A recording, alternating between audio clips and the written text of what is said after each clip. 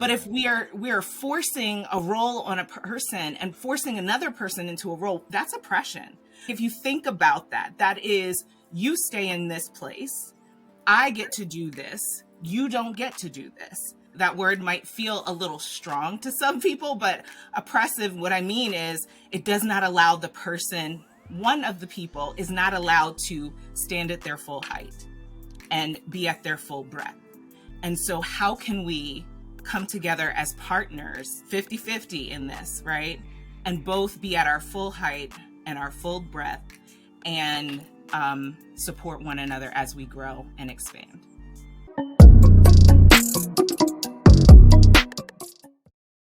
Women have been at the forefront of many of the movements that we've seen in history. They've advocated for equal rights and different opportunities for decades. But my question to you is, what role can men play in building them up? Along with that is, how can we become better allies and supporters of the women in our lives? And that's what we're going to dive into today on the Life Recreated podcast. I have my special guest with me, Ms. Pam Gray Daniel. Pam is a transformation guide, a oneness practitioner, and a dynamic voice and spiritual activist for equality, unity, and justice for all people. She's the author of 2 books. Number 1, Life of My Dreams, and Healing Our History and Co-Creating a Culture of Oneness. She's also the founder of and chief vision officer of We Are One. It's a consulting firm that provides social justice, education, and guidance for organizations and individuals looking to lead social change by transforming traditional power structures in the workplace, educational, and social systems. I want to welcome today with me on the show, Mrs. Pamela Gray Daniel. How you doing, Pam? I'm doing well, Nick. How are you? Good. Is it all right if I call you Pam? Pam's cool? Yeah, you could call me Pam. All right. Good deal. Okay, so Pam, I wanted to dive right into this conversation. So the reason that I asked you to come on, like what we were speaking about before we started, was just this issue of support. One of the things that I've been experiencing a lot in a lot of conversations with just random individuals is how important support really kind of plays a role in their lives. And so that got me thinking, like, as a man, as a Black man, having a Black woman in my life, other women in my life, I really wanted to dive in from a women's perspective, what we as men can really do to support the women in our lives. And so that's kind of the structure that I kind of want to dive into with this evening. So let me start here, and I just want to go right at it. Okay, go right in. Okay, so have you seen a lack of support from men, from women that you know personally in your life?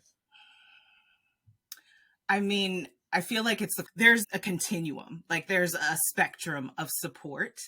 And I think that to say, yeah, there's a lack of support from, men to women would be like painting this really broad brush. So I want to say that I think that some people have learned how to practice supporting other people very well. And some people are in a space where they haven't learned how to support themselves yet. And so they don't have the ability to support another individual in the way that they need to be supported. And I just saw you say, whoa. Yeah, I didn't think about it from that angle, right? So it's like one of those things where it's like, okay, how can I give support if I don't even really know how to support myself? Now, where do you think that can come from? Like as a person that doesn't know how to support themselves, where do you think some of that can stem from in our life? Yeah, I think just in general, we all have these ways that we've been either raised, things that we've experienced in life, and they shape us. I don't want to use this term in a way that's like flippant, but like we are wounded by certain things that we experience in the world.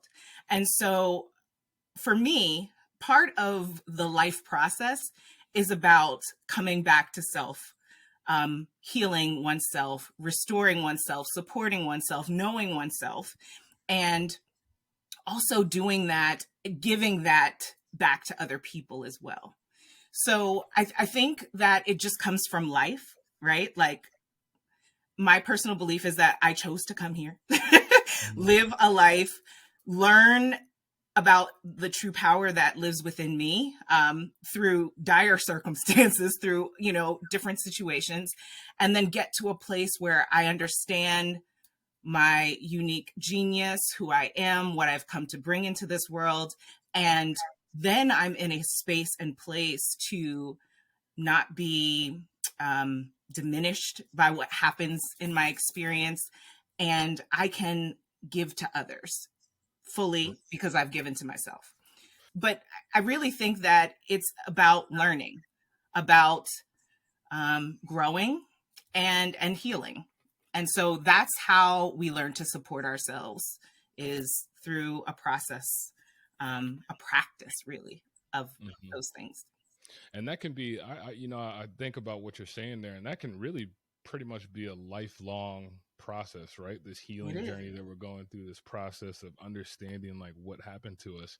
Yeah. And when you brought that up, and like you said, I made this face because I was like, okay, well, now I didn't think about that. Like I didn't think about, like, as a man, like, so let's say just in my own circumstances, I know that there were things that growing up I wish that I had support on, right? So Mhm. sports, I was really big into sports, or and I wanted to be into sports, but I didn't get the support that I thought that I needed from like my parents or things Yeah. like that. And so, because of those type of experiences, sometimes you kind of don't really learn, like, instead of learning how, and for me, instead of learning how to support myself in a way that Mhm. was healthy, I kind of just put up a stone wall to it and said, okay, well, if you don't want to support me, fine, I don't need it anyway. You know what I mean? And so I think that's where, a lot of that dilemma can come from. So with what you're saying, part of, so where I'm kind of hearing you go right now is that part of us learning as men how to support women is really for us to really begin to learn how to support ourselves, right? In a Yeah. sense, right? Yeah. And Absolutely. so after that step, where do you think that we go when it comes to relationships and us as men supporting our women after we learn how to do that? Yeah, absolutely. So, um, the next step really is listening, I would say. Now, I think it's listening. We're going to go with listening. Because I don't know, I'm sure everybody has heard of the book, but I will just say this: the five love languages. Um, okay. So understanding what your partner's love language is, understanding how they need support and not how you would like support. So for example, my husband is an acts of service person. Like Yeah, that is same his here. love language. Yeah, same here. Yeah. Yeah, a lot of men are. Like, it's really interesting that men's, it's acts of service. You want to know why? Because they like to provide, Mm, right? You mm, want to, as a man, you want to provide for your family. And right. so that's how you show love. That's how you kind of receive love as well. But for me, I'm a quality time, I'm a physical touch. And so if he's serving me, but what I really need is some quality time. Um, one, I have to communicate that, and two, he has to know me too. Like it's a practice of getting to know your partner deeply and intimately, so that you can say, and intimacy, not like sex, but like know their mind, know their heart, know their deep desires, and the things that they want to do with their life. And when we have that type of communication, now we're open to, hey, I'm noticing so and so, honey, what do you need? Right? Like, instead of, oh, I did this, that, and the other for you, right? Right, right, So, right. so it's about communication. It's about listening, asking. And that's why I love what you're doing right here, because you're like, you know what? I don't know. Let me ask. Exactly. Yeah. And that's my whole thinking is like, all right, if I don't know the answer, I need to reach out and ask somebody. Mhm. So to piggyback off of what you just said about the five love languages, which is an excellent read. I'm Yeah. acts of service. Roberta is like physical touch and Yeah. quality time and stuff like Yeah. that. She So is like me. yeah, exactly. So I had to, learn that. Yeah. But let's backtrack. So we're Okay. saying that's now, right? That's in the Mhm. relationship now. We're Mhm. obviously more matured. Obviously, we've been at this some time. Backtracking before, can you think back to the beginning? Maybe Mhm. not necessarily the beginning of the relationship, but somewhere throughout the relationship where that level of communication wasn't where it is now, right? How back then was the communication between you and your husband on finding each other's support or communicating the support that you need, if you can think back to that. Yeah. Like you said, it's definitely a grow into, but I really think that you recognize that there's phases in relationships. And when you're first dating, there's that infatuation phase where, whatever they want, like you're really attentive, and then, you might get to the part where you've been dating for a long time, or you get married, and honeymoon phase is over, and it's kind of like business. Like it might get like, you know what I mean? Like it's just business as usual. Yeah. And you get out of touch with that connection part that brought you all together in the first place. Right. And so I think when we enter into relationship and we have this awareness that it is about this constant growing of both of us, and we're both individuals, and we're going to be growing, and we have to make an intentional effort to connect as we are growing, right? And so, yeah, I do remember where there were times where that piece wasn't there, but I think it was because, not that I was never told, but I didn't fully grasp, like, oh, relationships take work. Like they take real work. It's not all about the lovey-dovey, And I remember, older people saying stuff, but it never clicked in the way that it clicks now. You know what I mean? Right. So. Right. Okay. So let me ask you about this now, because this is something that I was thinking about. So, what we're seeing, especially in our culture, our society, just in recent history, a lot of the roles have kind of shifted, to where before, we would see in a husband and wife relationship, or in that type of relationship, maybe the husband going to work and the wife staying at home, right, and being a homemaker and doing those things.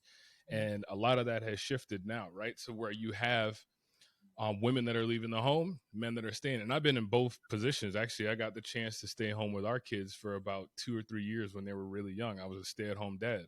And that was an eye-opening experience. Totally eye-opening. That's a whole other story. But it was eye-opening. But and then, obviously with my wife, she decided to pursue a career and pursue her music career. And so one of the challenges that I've just heard in conversation is when that role kind of changes because of what we have been taught in our head on how the roles are supposed to be. When that shift happens, it's like it's just this struggle, right, between like, okay, yeah, my wife's gonna go out, she's gonna pursue this, and it becomes this struggle, ego, whatever it could be, right?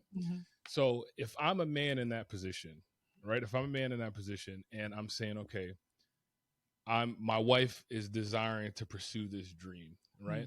But I'm wrestling with my ego and what I think, certain things should be, and certain ways things should be.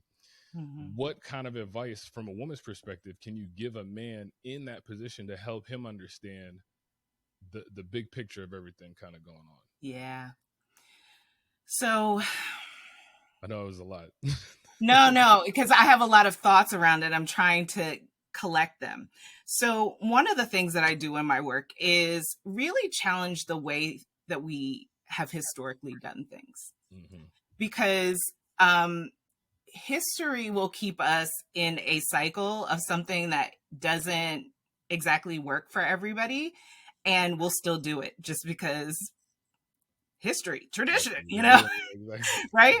And so I recognize that there's part of me that there's like, it's dueling. Like, this idea that a man would be so open to supporting his partner in a way that says, this is your dream, go for it, right? Like, we'll make it happen. That's beautiful. And putting aside this egoic notion of men are the covering, and I don't want to say that in like a condescending way, but like, it is very like woman to be owned, right? Like feeling. Yeah. And so it's this beautiful like balance. It brings this beautiful balance to life that I really believe is necessary between men and women. Like, it's beautiful. So I want to say that. And then I also recognize that there's a whole bunch of cultural narratives back here that are like, men shouldn't be, there's all of this, right? Yeah. And so how do we grapple with those things? And I think that when we are looking for the good of all, like we're looking at ourselves as a unit and we're making the best decision for us as a unit, then whoever takes whatever role is up, it's up to whatever. Like it's all good, right? But if we are forcing a role on a person and forcing another person into a role, that's oppression. Like, if you think about that, that is, you stay in this place, I get to do this, you don't get to do this. That is, again, that word might feel a little strong to some people, but oppressive, what I mean is, it does not allow the person, one of the people is not allowed to stand at their full height and be at their full breadth. And so how can we come together as partners 50-50 in this, right? And both be at our full height and our full breadth, and support one another as we grow and expand. Right. So do you think that, and I love what you just said on that, what you brought up, but do you think that as somewhere in the relationship, if you do have,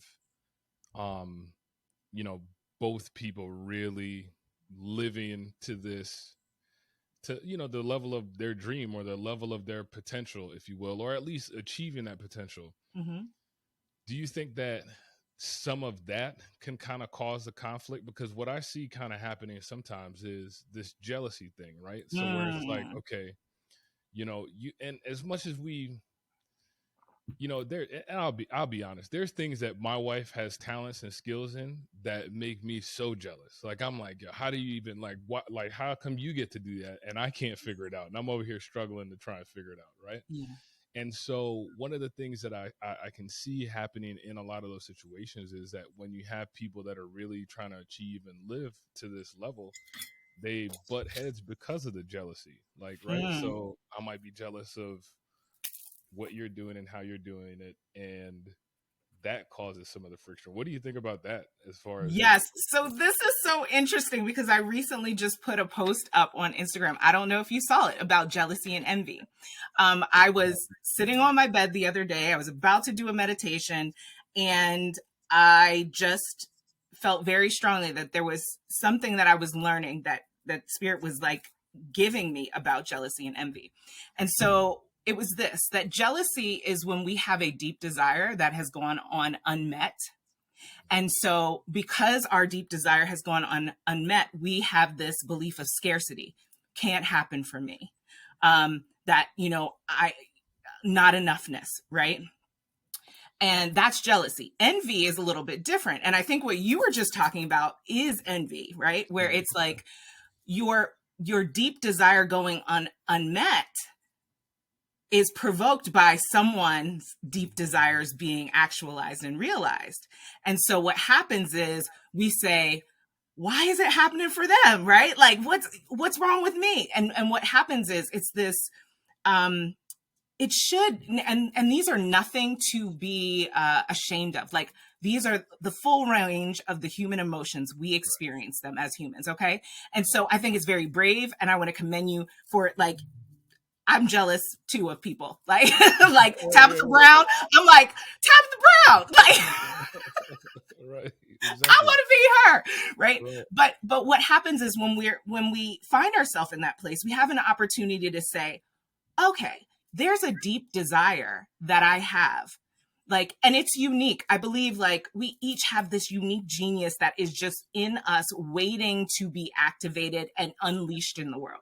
And so what I say to my clients is like, hey, let's focus on that deep desire. What is that deep desire?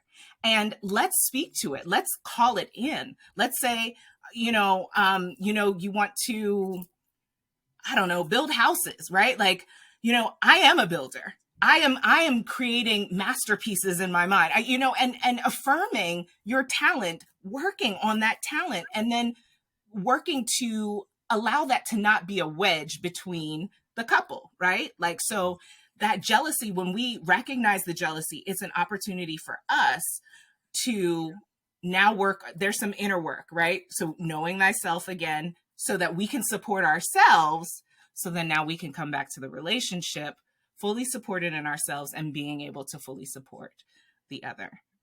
Does that make That's good. sense? No, yeah, that makes a lot of sense. That makes a lot. I love what you said about jealousy on that. It's that unmet, desire that we have. Now, I think too, where I kind of see some of the answer in, that question that I was asking you, and you kind of brought it up, is that when I'm able to look, so when you have two people that are saying, okay, I realize that I have this unmet desire, but instead of me focusing on like you and what you're doing and how your desire is coming along, right? Mhm. I should really focus on me and building myself up so that I can now look to you and I don't have to feel threatened, Mhm. by Yeah. now. Because I just said that word, do you feel like there's a lot of guys that they feel threatened if they were to support the women in their lives, and let's say that woman, because there's times where women have great ideas and it takes off, Yeah. do you feel like guys get threatened by that?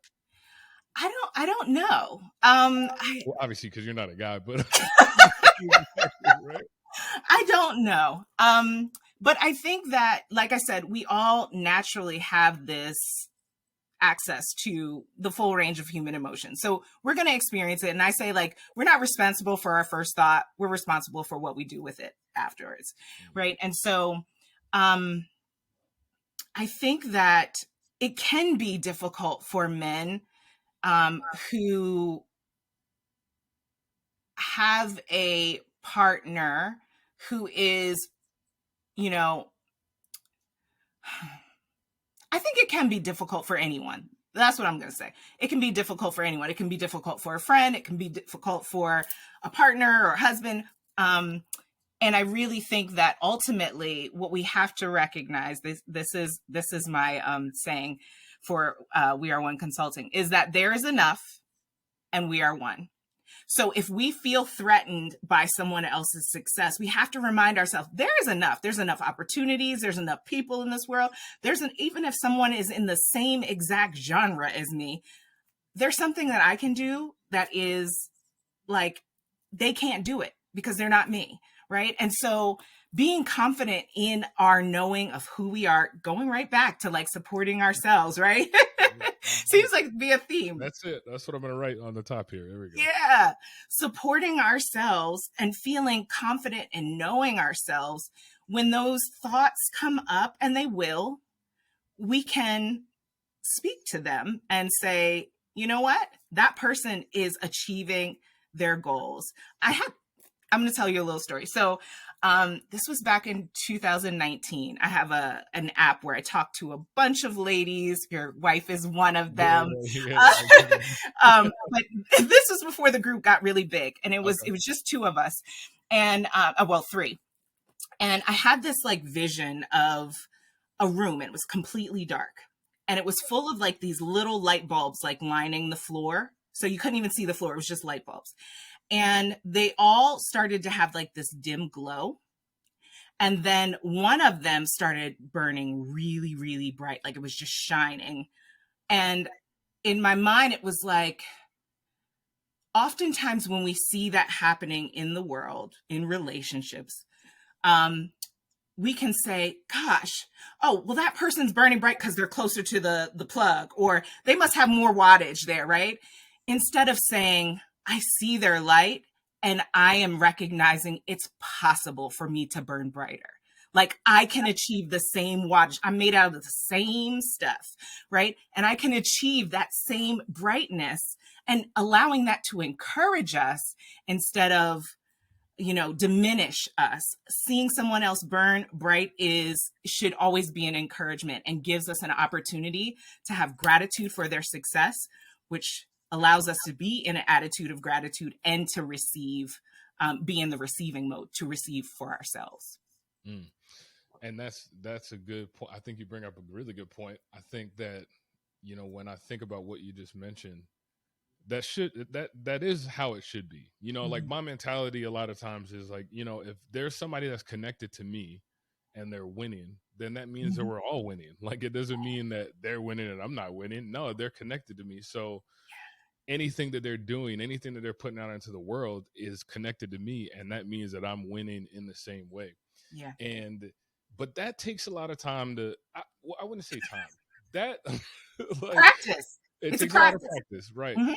And especially in our community, especially in our Mhm. culture. You know what I'm Mhm. saying? There's a lot of times where I'm like, okay, like we need to be proud of, you know what I'm saying, like each other, like, you know, Mhm. working through that. So for you, how did you develop that in your own life? How did you develop that habit to say, you know, when I see somebody else winning, I'm that means that I don't have to be threatened by it. I can be Yeah. encouraged by Yeah.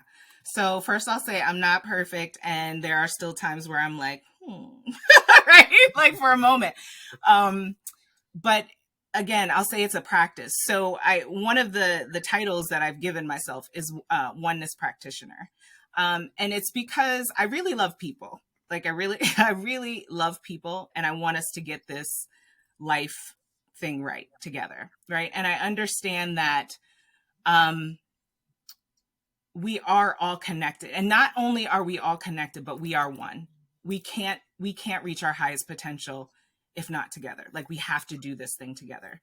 And so I really do practice that awareness. So when I do feel jealousy, when I feel frustration towards another individual, um, so say for example someone does something and it really ticks me off. Okay, this person's in judgment, right? Like they're in judgment towards me. So I don't like that. I don't like judgment. Okay, so they're on a 100 on the judgment scale. Tone it down to zero point 0.5 because, you know, I'm not really judgy. No, I'm it. joking. But like tone it down. Where am I judgmental? How do I do that? And when I recognize, okay, you're judgmental here, here, here, right? Then I get to recognize that judgment isn't something that feels good. It doesn't feel good to me. And when I'm in judgment, I don't feel good either. And so I need to tend to myself. What am I feeling when I'm in judgment? I'm feeling judged often. So how do I release judgment so that I don't show up in a way that is judgmental to others? So it's practices like that, that happen. I mean, every day we live with humans. We have endless opportunities for people to really rub us the wrong way. But Yeah. practicing this idea of oneness, that we are all connected, that we are all equally valuable, necessary, and sacred, and how do I honor each person as they are presenting, even though I may not be enjoying their current presentation. Right. And so, yeah, it's a practice of unlearning of behaviors that don't serve us as a collective group. Yeah, yeah. And I appreciate the approach to oneness. You know, when you look at even in this conversation, how do we support the women in our lives? Mm-hmm. Really, we're talking about that oneness, that unity is what Mm-hmm. we're after, you know, is being able to say, you know, yes, I see that you have these goals, you have these things to aspire, and you have someone that you're going to become, you know, and Mm-hmm. it's going to be really up to you to decide how you end up evolving and becoming. And so us being unified on that front really can help.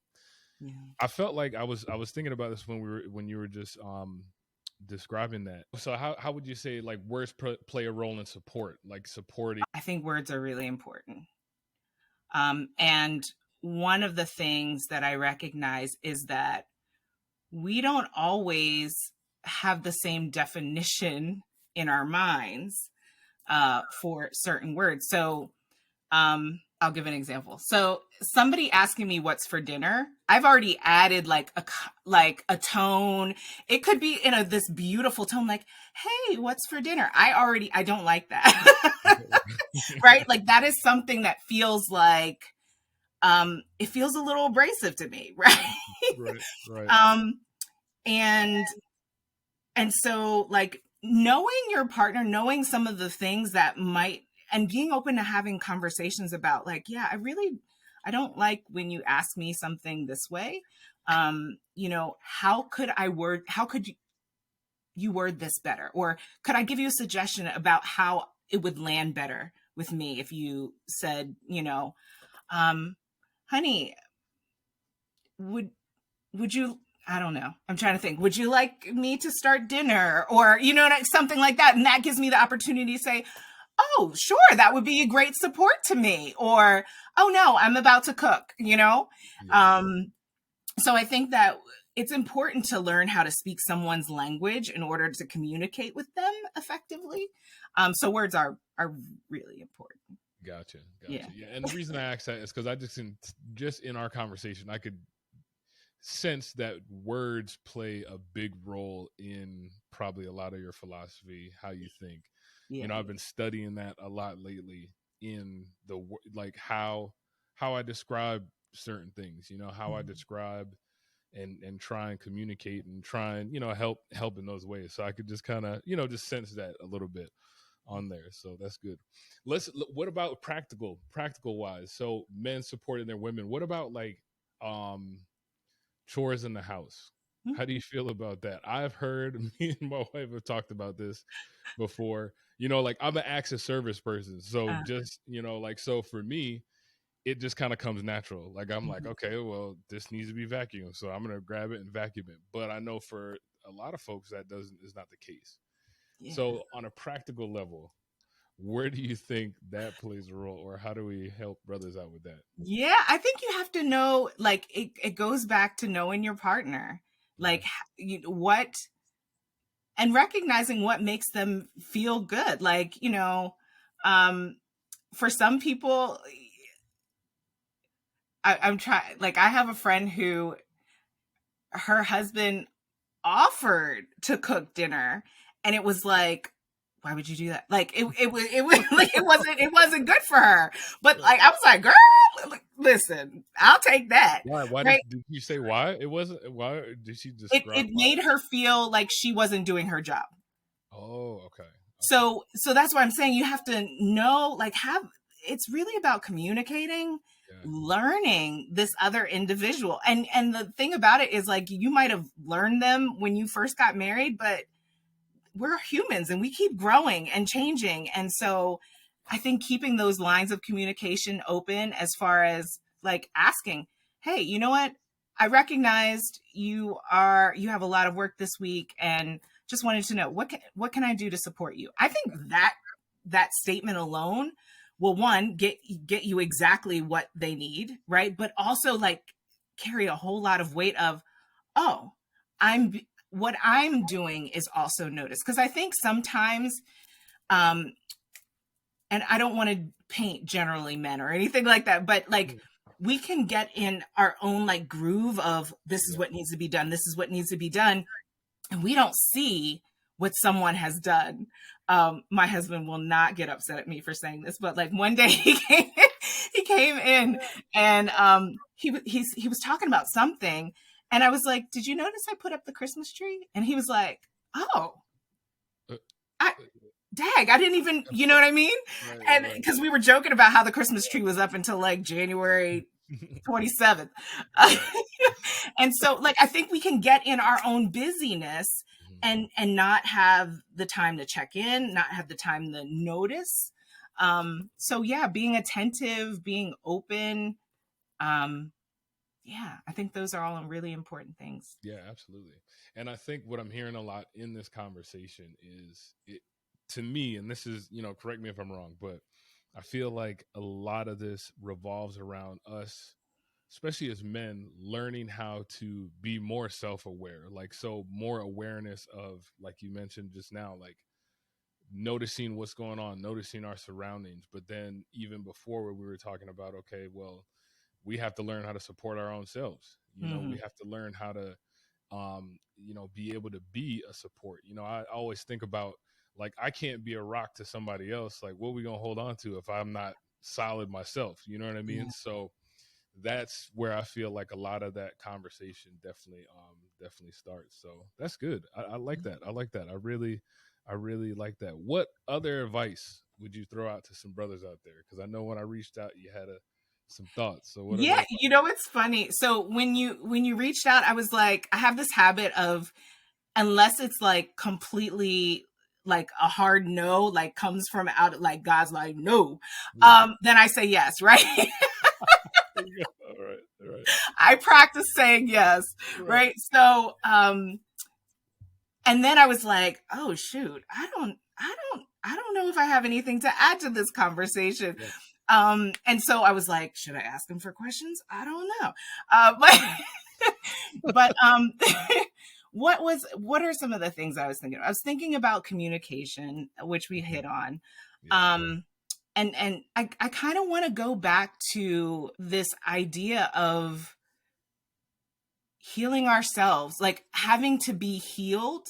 Like the best support you can give to your partner is to be working on your own personal healing. Like I fully believe that. And it's that, what you were just saying about, I can't be a rock for somebody else if I'm struggling. And so I don't know if you've heard of these terms, but there's in metaphysics, in the spiritual world, we talk about the divine feminine, the divine masculine, the wounded feminine, the wounded masculine. And it's this idea that we, first of all, created in the image and likeness of God. We all are, right? And so masculine and feminine energy both exist within us.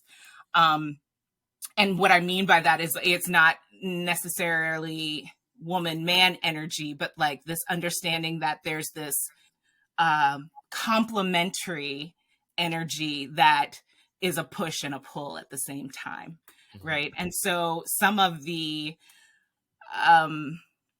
aspects of like this healed part of the masculine energy is like being present and being aware and being structured, but not to the point where you're dominating, right?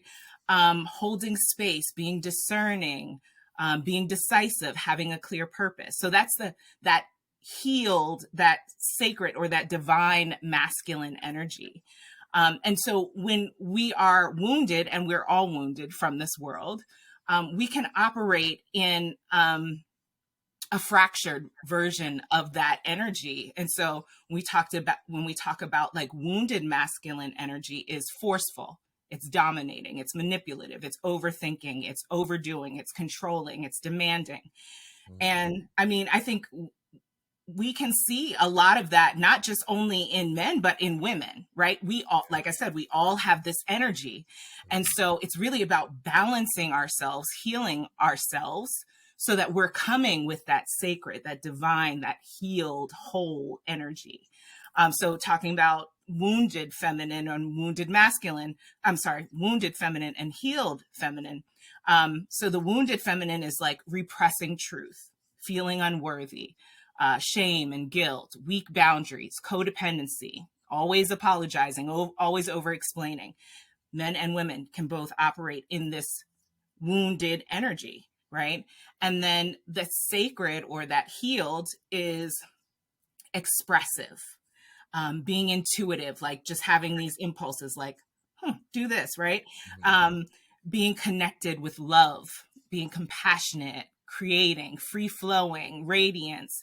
So these are all characteristics that we want to operate in entirety. We want to both be in our healed masculine and feminine energy. And if we're not, we're imposing that on our partner, So I think when we talk about the best way to be a support to someone who we are life partnered with is to be the best version of ourselves that we can be, and to heal.